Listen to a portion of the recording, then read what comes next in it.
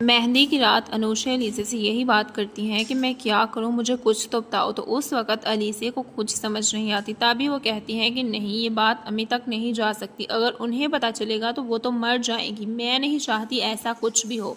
इसलिए अनुषा, तुम्हें चुपचाप ये शादी करनी ही होगी। तुम जैसी लड़की का यही अंजाम होना चाहिए। अब अनुषा को समझ नहीं आता कि वो करे तो करे क्या, क्योंकि वो उसके कंट्रोल से सब कुछ बाहर होता चला जाता है। यही वजह है वो मेहंदी की रस्म में जाकर बैठ तो जाती है, मगर उसे इस बात का अंदाज़ा नहीं था कि सब कुछ उसकी माँ के सामने खुलकर आने वाला है। जैसे ही अब उसकी सास अपनी फ्रेंड डॉक्टर फोजिया को मिलवाती हैं तो उस वक़्त वो एकदम से देखकर चौंक जाती हैं। तभी वो उसकी सास को एक साइड पर ले जाती हैं तो उस वक़्त अनुषा को इस बात का अंदाज़ा हो जाता है कि क्या माल मचने वाला है। तभी वो चुपचाप अपनी माँ से यही बात करती है कि मेरी तबीयत ख़राब हो रही है, बस मुझे चंद सेकंड्स के लिए अंदर जाने दे। तो उस वक़्त जैसे ही उसकी माँ कहती हैं ठीक है बेटा, तुम जाओ और आराम कर लो। वैसे ही ये वक़्त अंदर जाके आराम करने का नहीं, सब लोग क्या सोचेंगे कि तुम इस तरह अंदर क्यों उठकर चली गई हो। तो उस वक़्त अली से कोई भी बात नहीं सुनती, क्योंकि उसके दिमाग में बस एक ही बात चल रही होती है कि अगर डॉक्टर फोजिया ने मेरी होने वाली सास को सब कुछ बता दिया तो अम्मी की तो इज्जत दो कौड़ी की भी नहीं रहेगी। सबके सामने मेरा ही नहीं बल्कि अम्मी का भी तमाशा बन जाएगा। इससे बेहतर यही है कि मैं अपनी जान खुद जाकर ले लूँ।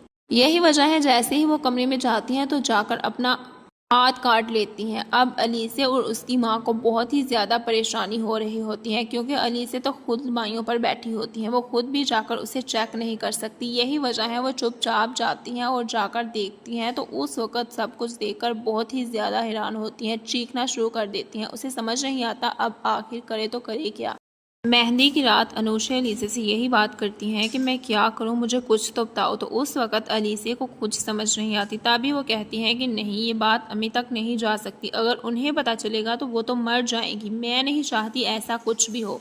इसलिए अनुषा, तुम्हें चुपचाप ये शादी करनी ही होगी। तुम जैसी लड़की का यही अंजाम होना चाहिए। अब अनुषा को समझ नहीं आता कि वो करे तो करे क्या, क्योंकि वो उसके कंट्रोल से सब कुछ बाहर होता चला जाता है। यही वजह है वो मेहंदी की रस्म में जाकर बैठ तो जाती है, मगर उसे इस बात का अंदाज़ा नहीं था कि सब कुछ उसकी माँ के सामने खुलकर आने वाला है। जैसे ही अब उसकी सास अपनी फ्रेंड डॉक्टर फोजिया को मिलवाती हैं तो उस वक़्त वो एकदम से देखकर चौंक जाती हैं। तभी वो उसकी सास को एक साइड पर ले जाती हैं तो उस वक़्त अनुषा को इस बात का अंदाज़ा हो जाता है कि क्या माल मचने वाला है। तभी वो चुपचाप अपनी माँ से यही बात करती हैं कि मेरी तबीयत ख़राब हो रही है, बस मुझे चंद सेकंड्स के लिए अंदर जाने दे। तो उस वक़्त जैसे ही उसकी माँ कहती हैं ठीक है बेटा, तुम जाओ और आराम कर लो। वैसे ही ये वक़्त अंदर जाके आराम करने का नहीं, सब लोग क्या सोचेंगे कि तुम इस तरह अंदर क्यों उठकर चली गई हो। तो उस वक़्त अली से कोई भी बात नहीं सुनती, क्योंकि उसके दिमाग में बस एक ही बात चल रही होती है कि अगर डॉक्टर फोजिया ने मेरी होने वाली सास को सब कुछ बता दिया तो अम्मी की तो इज्जत दो कौड़ी की भी नहीं रहेगी। सबके सामने मेरा ही नहीं बल्कि अम्मी का भी तमाशा बन जाएगा। इससे बेहतर यही है कि मैं अपनी जान खुद जाकर ले लूँ।